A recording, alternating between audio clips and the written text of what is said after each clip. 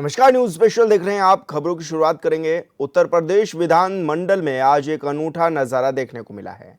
विधानसभा की कार्यवाही सुबह से जारी है और कल सुबह तक लगातार चलेगी, यानी कि पूरे 24 घंटे तक सदन की कार्यवाही चलती रहेगी। अपने एक जो 2047 तक का हमारा विजन है वो मैं रखने जा रहा हूं।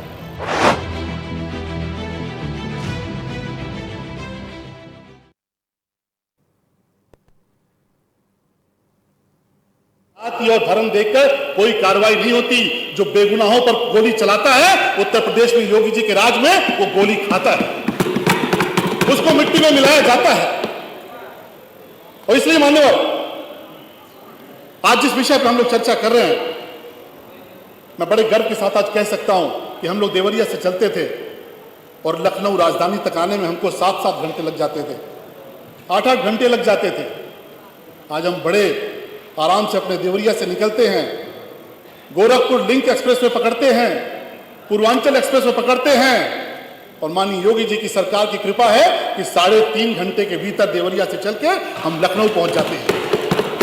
उत्तर प्रदेश आज एक्सप्रेस वे प्रदेश के नाम पे जाना जा रहा है। ये इतनी बड़ी कामयाबी है कि जिस उत्तर प्रदेश में लोग एक एक्सप्रेस वे के लिए तरसते थे, आज उत्तर प्रदेश में 22 एक्सप्रेस वे की तरफ हम बढ़े हैं। इतना ही नहीं मान्यवर, गोरखपुर से हम लोग कई बार दिल्ली जाना होता था, रेलगाड़ी पकड़ते थे, बाई रोड जाते थे। आज उत्तर प्रदेश की यशस्वी सरकार ने वो व्यवस्था दी है कि हम लोग देवरिया से निकलते हैं, 40 मिनट में गोरखपुर एयरपोर्ट पर आते हैं, और गोरखपुर एयरपोर्ट से हमें फ्लाइट मिलती है, हम 45 मिनट के भीतर दिल्ली पहुंच जाते हैं। ये योगी जी की सरकार की देन है। ये बदलता हुआ उत्तर प्रदेश है। माननीय प्रधानमंत्री जी ने जिस विकसित भारत की परिकल्पना की है, उसके साथ अगर कोई कंधे से कंधा मिलाकर चल रहा है तो वह उत्तर प्रदेश है, तेजी से बढ़ता हुआ उत्तर प्रदेश है। मैं सुन रहा था, भाई संग्राम जी को बड़े चिंतित थे, विद्यालयों को लेकर बड़े परेशान थे। संग्राम भाई, आपने संस्कृति स्कूल, आपको याद होगा, और नहीं याद होगा तो मैं याद दिलाना चाहता हूं। उत्तर प्रदेश की राजधानी में एक स्कूल की स्थापना की गई। दिल्ली में बहुत बड़ा स्कूल है, संस्कृति स्कूल। उस स्कूल की खूबी यह है कि वहां केवल आईएएस अफसरों के बच्चे पढ़ते हैं। उस संस्कृति स्कूल की तर्ज पर उत्तर प्रदेश की राजधानी में समाजवादी पार्टी की सरकार में लखनऊ में एक संस्कृति स्कूल स्थापित किया गया, जिसकी शर्त थी कि अगर आईएएस का बेटा होगा तो संस्कृति स्कूल में एडमिशन पाएगा। लेकिन योगी जी ने अटल आवासीय स्कूल खोला, जिसका शर्त है कि मजदूर का बेटा होगा तो एडमिशन पाएगा। यह अंतर है आपकी सोच का, हमारी सोच का। आप संस्कृति स्कूल आगे लेकर बढ़ते हैं, जिनके पीछे पूंजीवादी हैं, जिनके पीछे नौकरशाह हैं, जिनके पीछे बड़े बड़े लोग हैं। आज माननीय योगी जी की सरकार संस्कृति स्कूल की जगह जगह अटल आवासीय स्कूल बना रही, मुख्यमंत्री कंपोजिट विद्यालय बना रही। आपने रोजगार की बात की, अभी की तो बात है, 60,000 से ऊपर कांस्टेबल्स की भर्ती हुई है, संक्षिप्त करें। 60,000 से ऊपर सिपाहियों की भर्ती हुई है। और आपने भी वो वीडियो देखे होंगे कि किस प्रकार से पूरा का पूरा मोहल्ला, पूरा का पूरा गांव इस पारदर्शी भर्ती से इतना खुश है कि जिन बच्चों की भर्तियां हुई उनको ढोल नगाड़े के साथ उनकी ट्रेनिंग की तरफ उनको विदा कर रहा। वरना हमें तो वो भी याद आता है कि 2017 के पहले भर्ती हुई थी और बाप और बेटा दोनों सिपाही बन गए थे। इस प्रकार की भर्तियां उत्तर प्रदेश में होती थी। लेकिन 60,000 की पारदर्शी भर्ती हुई और जिसमें 13,000 से ज्यादा हमारी बहनों को मौका मिला। निश्चित तौर पर यह बहुत बड़ा एक मौका है। मैं सबसे आह्वान करूंगा कि हम सब मिलकर इस जो डॉक्यूमेंट विजन है इसको मजबूत करने का प्रयास करें। मेरा निवेदन है, मेरा एक छोटा सा सुझाव है कि जिस प्रकार से शहरों में एक पूरी मैपिंग होती है, शहरों को लेकर एक पूरा विकास का एक पैमाना, विकास का मैप बनाया जाता है, उसी प्रकार गांव तक भी इसको पहुंचाया जाए। गांव में भी जलाशयों को बेहतर किया जाए, क्योंकि बहुत सारी जगहों पे जो नाली का पानी होता है, सीवर का पानी होता है, वो भी जलाशयों में पहुंच रहा है। वृक्षारोपण को लेकर माननीय योगी जी ने बहुत क्रांतिकारी काम किया है। वन क्षेत्र बढ़ा है, ग्रीन एरिया बढ़ा है। आने वाले समय में पर्यावरण बहुत बड़ी चुनौती है। हम सबको इसको युद्ध स्तर पर चलाकर हमारा जो पर्यावरण है उसको बेहतर करने का प्रयास करना चाहिए। डॉक्यूमेंट विजन 2047 को मेरी बहुत शुभकामनाएं। बहुत बहुत धन्यवाद। माननीय मनोज पांडे जी। माननीय सभापति जी, मैं आपका आभार प्रकट करता हूं। अधिष्ठाता महोदय, आज हम एक ऐसे सपने की बात कर रहे हैं जो कागज पर नहीं है, बल्कि उसको धरातल पर उतारने पर चर्चा रखी गई है। विकसित भारत 2047 का सपना और इस सपने को सबसे मजबूत स्तंभ है कि विकसित उत्तर प्रदेश को इसी प्रकार से कैसे अपनी बातों को आगे बढ़ाता है। मान्यवर, किसी राष्ट्र और किसी राज्य को विकसित करने के लिए, उसकी आर्थिक व्यवस्था को सुदृढ़ करने के लिए, संपन्नता, समता और समरसता लाने के लिए सबसे मजबूत अगर कोई बिंदु है तो वो है कानून व्यवस्था। बिना एक मजबूत कानून व्यवस्था को लेकर के चले हुए किसी राष्ट्र और राज्य को हम न आर्थिक रूप से संपन्न बना सकते हैं और न उसे कभी मजबूत कर सकते हैं। जहां अपराध और आतंक आर्थिक व्यवस्था को कमजोर करता है, समता को भी कमजोर करता है और संपन्नता को भी छीनने का काम करता है, हम सबसे पहले बधाई देंगे उत्तर प्रदेश के माननीय मुख्यमंत्री जी को और उत्तर प्रदेश की सरकार को कि कानून व्यवस्था में जो उत्तर प्रदेश के बारे में किदवंतियां कही जाती थी और ये कहने में हमें कोई दो राय नहीं है और जो आंकड़ों में प्रस्तुत है, आंकड़ों में उपलब्ध है कि विगत 15 सालों में 17% उद्योग और व्यवसाय उत्तर प्रदेश से पलायन हो गए। आज उत्तर प्रदेश की मजबूत कानून व्यवस्था की चर्चा न उत्तर प्रदेश में बल्कि देश में नहीं, दुनिया के प्रगतिशील देशों में आज हो रही है। मैं इसके लिए आभार प्रकट करूंगा और धन्यवाद दूंगा और ये भी कहूंगा कि अगर हम आंकड़े देखें तो उद्योग और व्यवसाय में, अरे बैठे रहिए, सरकार की बात बाद में कर लेना, उद्योग और व्यवसाय में आज उत्तर प्रदेश में 29.6% की वृद्धि हुई है। बाहर से, अन्य राज्यों से आकर के लोगों ने उत्तर प्रदेश में अपने उद्योग और व्यवसाय को करने का काम किया। मैं इसके लिए भी उत्तर प्रदेश सरकार को बधाई देने का काम करता हूं। माननीय 2047 के विजन की बात हो रही है। अगर हम इस विकास प्रगति को आंकड़ों में देखें तो हम कह सकते हैं कि जो आने वाले 10 वर्ष हैं और इसकी प्रगति को अगर हम गुणात्मक देखें तो हमने जो आपको प्रतिशत बताए, ये प्रतिशत कोई बनाए हुए प्रतिशत नहीं है।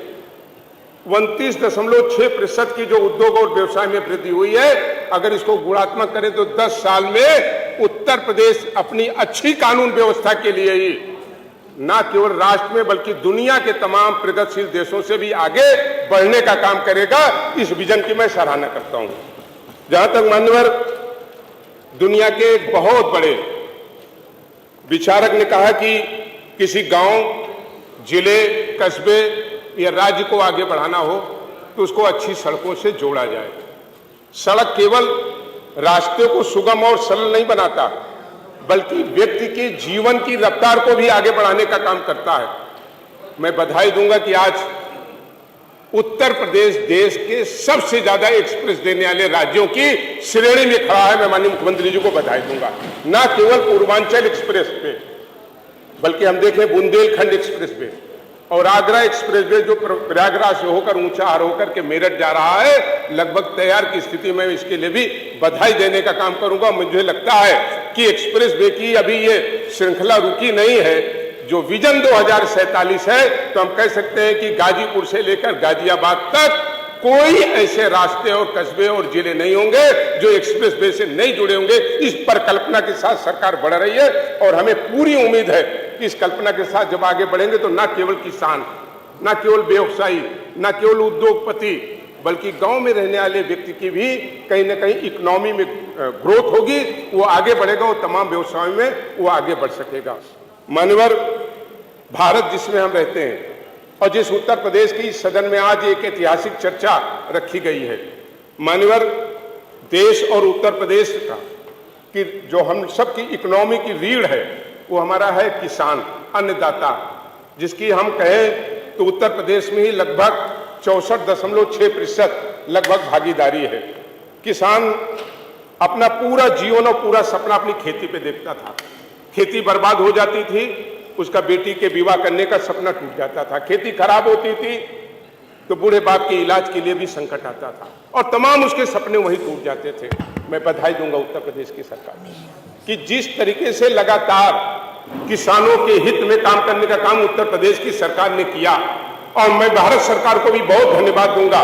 पहली बार आजादी के बाद कोई एक ऐसी सरकार आई जिसने अपने बजट का एक बहुत बड़ा हिस्सा उसने इन किसानों के लिए किसान सम्मान निधि के रूप में देने का काम किया। ये एक इतिहास है और इतिहास बनकर के रहेगा, इसे कोई मिटा नहीं सकता। किसान के ऊपर दैविक आपदा आती थी, दैविक आपदा आती थी, उसकी फसल नष्ट हो जाती थी। हम धन्यवाद देंगे माननीय मुख्यमंत्री जी को। 2 बार ओलावृष्टि और दैविक आपदाएं आई और जिन क्षेत्रों में आई इतने कम समय में अगर सरकार ने भुगतान करके अन्नदाताओं को राहत पहुंचाने का काम किया, इसके लिए हम सराहना करते हैं निश्चित रूप से। आज उत्तर प्रदेश का किसान फिर पैरों पर खड़ा हो गया एक नए विजन के साथ कि उत्तर प्रदेश का अन्नदाता और किसान मजबूत होगा। आने वाले दिनों में उत्तर प्रदेश के रोजगार का मुख्य साधन जो कभी कृषि रहा करता था, जिसे लोगों ने खत्म करने का काम किया, आने वाले दिनों में उसी श्रृंखला में वो आगे बढ़ने का काम करेगा। माननीय हमारा 6 मिनट हुआ। हाँ, ये 5 ही थे, एक ज्यादा। माननीय अगर इस सदन में हम दुनिया के सबसे बड़े आयोजन कुंभ की अगर चर्चा न करें तो ये सदन की ये कार्रवाई पूरी नहीं मानी जाएगी। दुनिया का सबसे बड़ा आयोजन हुआ कुंभ, दुनिया का सबसे बड़ा कार्यक्रम। पूरे दुनिया के देशों ने इसकी सराहना किया, कल्पना नहीं किया था लोगों ने इतनी बड़ी संख्या। और इतनी बड़ी संख्या जब एक साथ इकट्ठा हो तो सुगमता से, सरलता से और सुरक्षा से कैसे ये व्यवस्था होगी लोग कल्पना करते थे। लेकिन मैं बधाई दूंगा, अरे मरे और मारने वाली सब खबरें आपने ही चलाई। मैंने पिछले सदन में कहा था कितनी दुखद स्थिति है मान्यवर। जब ब्रिटेन इसकी सराहना किया, फ्रांस ने इसकी सराहना किया, ऑस्ट्रेलिया ने इसकी सराहना की, यूएस ने इसकी सराहना किया, तो हमारे ही अंदर बैठे हुए कुछ विभीषण वो कुंभ के बारे में झूठी खबरें चलाने का काम विभीषण कर रहे थे। इससे ज्यादा और कुछ नहीं हो सकता। ये तो वो देश है। हमारे एक साथी भी हिंदू की बात कर रहे थे। मैं तो सभी धर्मों का सम्मान करता हूं, लेकिन हम कहना चाहते हैं हिंदू के ग्रंथ और धर्मों को आपने पढ़ा नहीं, और जब तक आप एक को पढ़ेंगे नहीं और दूसरे से कंपैरिजन नहीं करेंगे तो कभी नहीं पाएंगे। यहां तो ये भी लिखा है कुछ, मैं नाम नहीं लेना चाहता हूं, हत्या करो, मारो और काटो, आपको बड़ी उपलब्धि मिलेगी। हिंदू के किसी पुराण ग्रंथ, गीता, रामायण, रामचरितमानस में दिखा दीजिए हिंदू से बड़ा सायुर, हिंदू से बड़ा उदारता। और हिंदू ये एक ऐसा धर्म है जिसने सबको साथ लेकर के चलने का काम किया। हमारे एक साथी अम्बेडकर जी की बात कर रहे थे। हम सब अम्बेडकर जी के संविधान और अम्बेडकर जी के प्रति नतमस्तक रहते हैं। आधी अधूरी बात तो बाकी आपने अम्बेडकर जी की बात नहीं पढ़ी। अम्बेडकर जी ने क्या कहा? अम्बेडकर जी ने कहा हिंदू एक ऐसा धर्म है जो सौहार्दता और मानवीय दृष्टिकोण से ओतप्रोत है। आपने तो अपने हिसाब से उसको दृष्टांत दे दिया। अरे पढ़ना है तो पूरा पढ़िए ना अम्बेडकर जी। और आप आज उन लोगों को अपमान कर रहे हैं, कांवड़ियों का अपमान कर रहे हैं, कांवड़ियों के बारे में अशब्द बोले। भारत की संस्कृति, मान्यवर एक सेकंड में खत्म कर रहा हूं, भारत की संस्कृति और भारत की सभ्यता और संस्कार बड़ा विराट है दुनिया में। इसलिए नहीं हमारी पहचान है कि हम कोई बहुत शक्तिशाली आर्थिक रूप से संपन्न देश। हमारी विराट संस्कृति, हमारी संस्कृति, हमारी सभ्यता, यही भारत की पहचान है। वो कांवड़ियां भी भारत के संस्कार है, सभ्यता है, उनकी पहचान दुनिया की कोई ताकत नहीं खत्म कर सकता। उनका अगर अपमान करोगे तो भारत का अपमान करने जा रहे हो। इसलिए मैं आज की इस 24 घंटे का जो सदन रखा है, मैं उसके लिए आपको आभार प्रकट करता हूँ। नेता सदन को भी आभार प्रकट करता हूँ। अपने इन भाइयों का भी अपमान का कभी मैं अपमान नहीं कर रहा हूँ। इनका भी मैं सम्मान करता हूँ, इनका भी सम्मान करता हूँ, इनका भी आभार प्रकट करता हूँ। आपका सम्मान कर रहे हैं, इनका भी सम्मान करता हूँ। बहुत बहुत आभार, बहुत बहुत धन्यवाद। कुछ पुरानी बातें याद रही होंगी तभी ये शब्द निकल गया। अरे कोई पुरानी बात होगी तभी कुछ।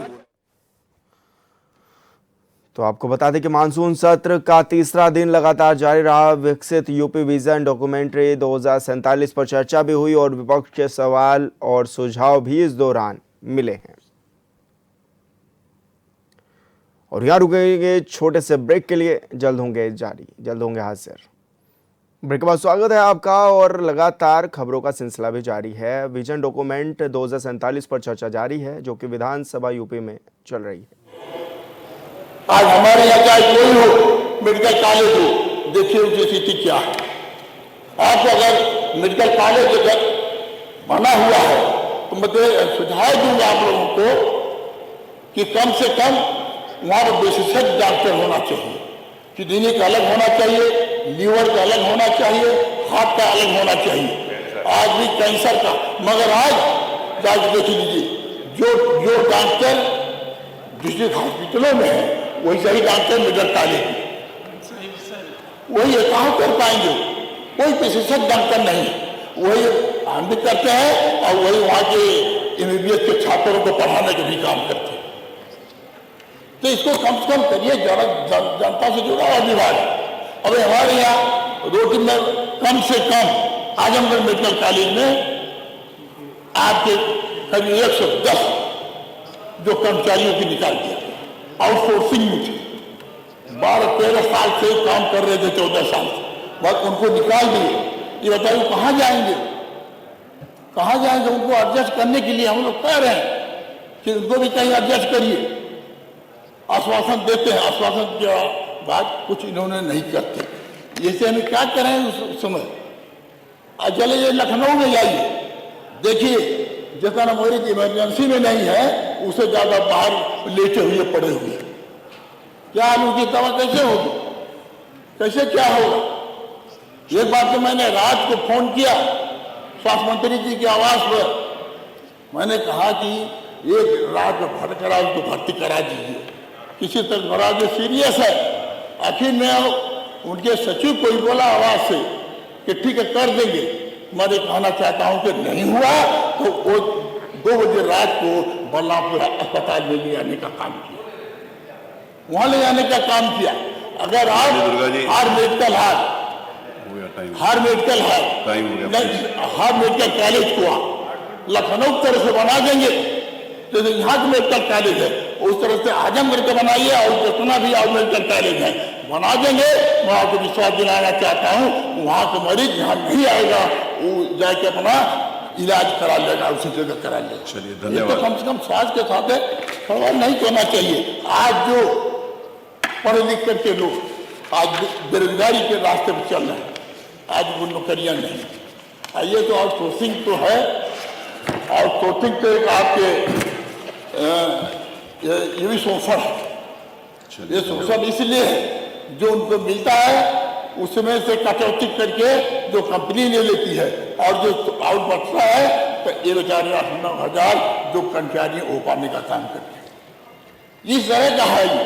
तो हम यही कहना चाहते हैं कि जो पढ़े लिखे हैं और जो आज बेरोजगार हैं तो उनको रोजगार देने का काम। धन्यवाद धन्यवाद माननीय दुर्गा जी, धन्यवाद। देखिए एक मिनट, आज देश हमारा गुलाम था, गुलामी में हिंदू मुस्लिम सबका उसमें सहयोग था कि किस तरह से लड़ करके हम देश को आजाद करें। और देश आजाद हुआ तो प्रधानमंत्री का सपना था कि हमारा देश आजाद होगा तो हमारे देश की सरकारें बनेगी, जनता चुनेगी और चुन करके आप यहाँ का विकास करेगा। और जो लोग शहीद हुए हैं आज उनके सपना को पूरा करने का काम होगा। हम कहना चाहते हैं, आप बता दीजिए कौन से काम आपने बहुत वादा किए मगर एक भी वादा आपने करके नहीं दिखाया। चलिए ये धन्यवाद। नहीं दिखाया। मैं यही कहना 8 मिनट हो गए ना कि सरकार काम करना चाहती है, जनता की भलाई करना चाहती है तो आप सामने आए। आज जो मिशन चला रहे हैं इनके अनुसार आप मजबूती से काम करेंगे तो मुझे विश्वास है कि आप प्रदेश। चलिए धन्यवाद, आपको बहुत महत्वपूर्ण विश्वास है। उम्मीद नहीं है, धन्यवाद। उम्मीद नहीं है। आपने कहा आपको विश्वास है कि अच्छा काम करेंगे। आपने यही कहा कि आपको विश्वास है कि अच्छा काम करेंगे। 22 में आए मगर आज भी जो घोषणा आपने किया वो उसको पूरा करने का काम नहीं किया। यही हम कहना चाहते हैं कि हम लोगों की सरकार थी तो जो वादा हुआ था उसे माननीय हम लोग के नेता माननीय अखिलेश यादव जी उसको पूरा किए, माननीय नेताजी ने पूरा किया है, ये साबित कर दिया है। इसलिए आज ये विजन जो आपने किया है इस पर हमारा ये नहीं कहना है, जो करिए वही बताइए। महाराज चलिए धन्यवाद, नहीं हो गया। देखिए अब 9 मिनट हो गए ना। मेरा रिक्वेस्ट है कि उतने फिर नंबर कम हो जाएंगे आपके। आप किसी का क्यों समय ले रहे हैं? 1 मिनट और 10 तक कम से कम नहीं है। अब दुर्गा जी विधानसभा के सबसे सीनियर मेंबर हैं, इसीलिए मैंने कहा मैं ये नहीं कह रहा हूँ गरीब अस्पताल में जाता है क्योंकि अस्पताल गरीबों से वहाँ जाता है तो अब ये भी वहीं जाता है। 2 दवा दी जाती है भी और बीमारी बकिया 4 दवा बाहर से खरीद लेता है, बाहर ही खरीदता है। वही हाल हर जगह की है। तो कम से कम ये विभाग, स्वास्थ्य विभाग पर ध्यान दे, जो जनता से जुड़ा हुआ है। और दूसरी बात यह है कि ये जो प्राइमरी पाठशाला आप लोगों ने बंद किया, ये बंद नहीं अरे किया। जब मर्जर कर रहे हैं तो बंधन है वो, तो इसलिए ऐसा न करें कि स्कूल को मर्जर कर दें। लड़के हैं और उसका प्रचार, अगर मास्टर लोग चाहे कोई लोग अगर प्रचार करेगा तो उसमें और लड़के आने का काम करेंगे, क्योंकि आप गरीब के लोग बच्चे पढ़ने जाते हैं और वो प्रथम शिक्षा प्राइमरी में हम लोग सभी पढ़े हैं, ज्यादा लोग प्राइमरी से पढ़ के आए। धन्यवाद दुर्गा जी, अब उसमें आपने अगर इतना मोहम्मद किया जाए, इनको आगे बढ़ाया जाए तो यही गरीब के बच्चे आज आगे जाकर के देश का नाम रोशन करेंगे, धन्यवाद और देश का नाम रोशन करेंगे। मैं इसी कारण मैं यही कहना चाहता हूँ कि जिस तरह सरकारें आज चला रहे हैं, ये झूठ बोल के चला रहे हैं। इस पर आप झूठ कितना बोलेंगे आप लोग, ये सब मत करिए, कूट तो सच बोल दीजिए, चलिए आप बैठिए प्लीज, कूट तो सच बोलिए। चलिए आप सच बोलिए और बैठिए। चलिए नीलिमा कटियार। धन्यवाद अध्यक्ष जी। आपने विकसित भारत विकसित उत्तर प्रदेश विजन डॉक्यूमेंट, जिस पर हम सब आज यहाँ अपना योगदान करने के लिए उपस्थित हुए हैं, उस पर बोलने का मुझे अवसर दिया है। अध्यक्ष जी, ये विजन डॉक्यूमेंट एक एक उत्तर प्रदेश के वासी के उत्कर्ष की रोड मैप की कहानी तो है ही, साथ साथ जो महसूस हो रहा है अध्यक्ष जी कि कैसे वो स्वतंत्रता सेनानी जिन्होंने स्वतंत्रता के लिए हंसते हंसते फांसी के फंदों को 16-16, 18-18 साल की उम्र में चूमा, कैसे अपने सर्वोच्च बलिदान दिए और जैसी व्यवस्था, जैसे भारत जैसे प्रदेश के लिए बलिदान दिए, वैसा प्रदेश बनने की ओर अग्रसरित हो हमारी व्यवस्थाएं, इसके लिए ये प्रदेश आज मंथन करने के लिए बैठा है। मैं बहुत बहुत अभिनंदन कर रही हूँ माननीय मुख्यमंत्री जी का, माननीय संसदीय कार्य मंत्री जी का, कि ये सोच ही उनको सच्ची श्रद्धांजलि है और जिस तरह से ये प्रदेश की व्यवस्थाएं काम कर रही हैं, ये उनको सच्ची श्रद्धांजलि है। माननीय अध्यक्ष जी, एक समय था कि भारत का रॉ मटेरियल, नील और कपास जैसे मटेरियल विदेश जाते थे और कई गुना दाम, उनका जो मूल दाम है उससे बढ़ करके फिनिश्ड प्रोडक्ट बन करके इंग्लैंड से आते थे, और वो हमसे बहुत छोटा, जो इंग्लैंड, वो हमसे कई गुना बड़ी इकोनॉमी था।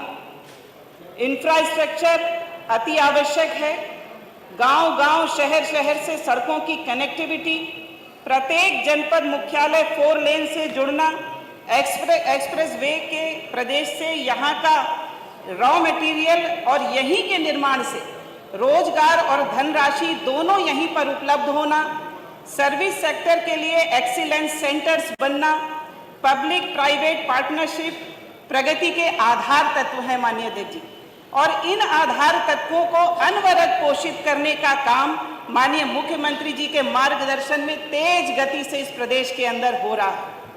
पारंपरिक रूप से यह प्रदेश जन, जल, उर्वरा जमीन से संपन्न प्रदेश है, लेकिन जब आर्थिकी में 58 से 60% सर्विस सेक्टर इकोनॉमी गवर्न करती है, तो आज भी सबसे अधिक स्कोप सर्विस सेक्टर में आ जाता है, उद्योगों में आ जाता है, और उसके बाद विशेषकर नए क्षेत्र जो बन रहे हैं, जैसे स्पेस सेक्टर है, मेडिकल हेल्थ है, इंफॉर्मेशन टेक्नोलॉजी है, पर्यावरण है, ऊर्जा का क्षेत्र है, और सस्ते पर्यावरणीय अनुकूलन वाले घर बनाने का क्षेत्र है।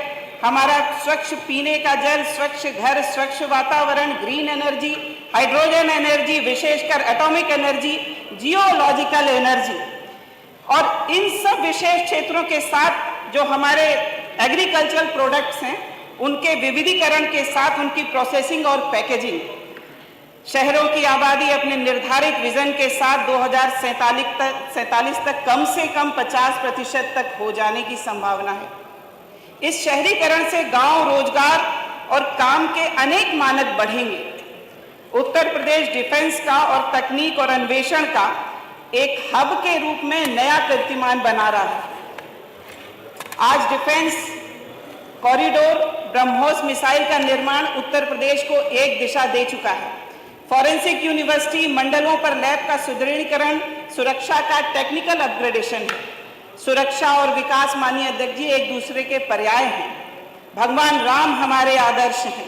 शास्त्र से शस्त्र, न्याय अन्याय, नीति अनीति, सांस्कृतिक वैदिक, श्रम से लेकर विकास परक शिक्षा, जिसमें तकनीकी दक्ष, कुशलता और कौशल विकास, विविधीकरण परक शिक्षा की पूर्ति, उद्देश्य परक शिक्षा, विकासोन्मुख शिक्षा, यह वर्तमान के साथ साथ भविष्य की समग्रता से शिक्षा के यदि मानक हैं तो प्रत्येक मंडल के अंदर विश्वविद्यालय, प्रत्येक जनपद के अंदर मेडिकल कॉलेज, विधि, खेल, आयुष, भाषा के विश्वविद्यालय, विशेषकर तकनीकी संस्थान की गुणवत्ता परक शिक्षा, भविष्योन्मुखी शहरीकरण की कौशल उपयुक्त शिक्षा,